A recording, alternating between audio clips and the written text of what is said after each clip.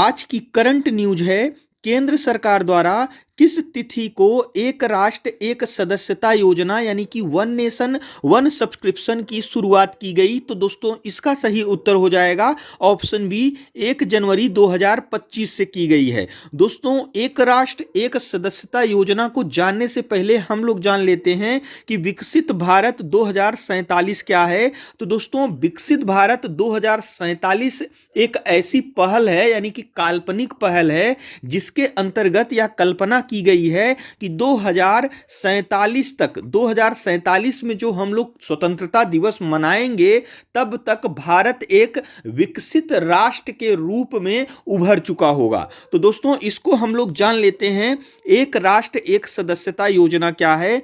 भारत को आत्मनिर्भर बनाने और विकसित भारत 2047 के विजन के अनुरूप केंद्रीय मंत्रिमंडल ने एक राष्ट्र एक सदस्यता योजना को मंजूरी दी, जिसके तहत केंद्र सरकार और राज्य सरकारों तथा केंद्र सरकार के अनुसंधान और विकास संस्थाओं द्वारा प्रबंधित सभी उच्च शिक्षा संस्थानों के छात्रों, शिक्षकों और शोधकर्ताओं को अंतरराष्ट्रीय विद्वानों के उच्च प्रभाव वाले शोध लेखों और जर्नल प्रकाशनों तक देशव्यापी पहुंच की सुविधा मिलेगी। यानी कि दोस्तों इसका कहने का मतलब यह है कि एक राष्ट्र एक सदस्यता योजना लागू हो जाने के बाद क्या होगा कि भारत में या फिर किसी राज्य यानी केंद्र सरकार के अंडर में जो भी जितने भी कॉलेज आते हैं या फिर राज्य सरकार के अंडर में जितने भी कॉलेज आते हैं, और इसी के साथ साथ दोस्तों क्या है कि केंद्र सरकार के जितने भी अनुसंधान हैं और विकास संस्थाएं हैं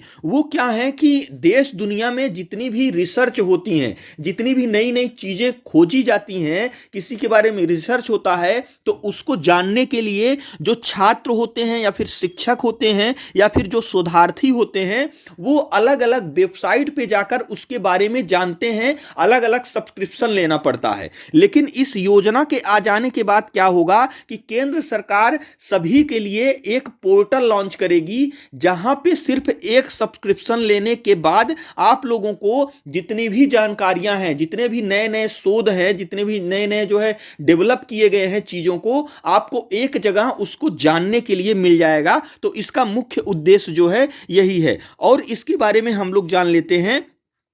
दोस्तों एक राष्ट्र एक सदस्यता में कुल 30 प्रमुख अंतरराष्ट्रीय पत्रिका प्रकाशकों को शामिल किया गया है। यानी कि दोस्तों जो हमारा पोर्टल होगा उसमें क्या है कि जितनी भी अंतरराष्ट्रीय प्रकाशकों की जो लिस्ट है लगभग 30 है। यानी जो प्रकाशक होते हैं, जो पत्रिकाएं जारी करते हैं, लगभग 30 जो है अंतरराष्ट्रीय पत्रिका प्रकाशकों को इसमें शामिल किया गया है, जिसमें दोस्तों लगभग 13,000 ई पत्रिकाएं होंगी। 13,000 ई पत्रिकाओं का मतलब कि यह जो है आपको केवल ऑनलाइन डिजिटल प्लेटफॉर्म पे मिलेगा। इसके लिए आपको कहीं से भी जो है किसी पेपर वगैरह की जरूरत नहीं पड़ेगी। और इसी के साथ साथ दोस्तों ये जो है 13,000 ई पत्रिकाएं जो है 6300 से अधिक सरकारी जो उच्च शिक्षण संस्थाएं हैं और केंद्र सरकार के अनुसंधान और विकास संस्थानों में जो है ये उपलब्ध होंगी। और दोस्तों इसी के साथ साथ एक राष्ट्र एक सदस्यता योजना के लिए 3 कैलेंडर वर्ष यानी कि 2025, 26 और 27 की अवधि के लिए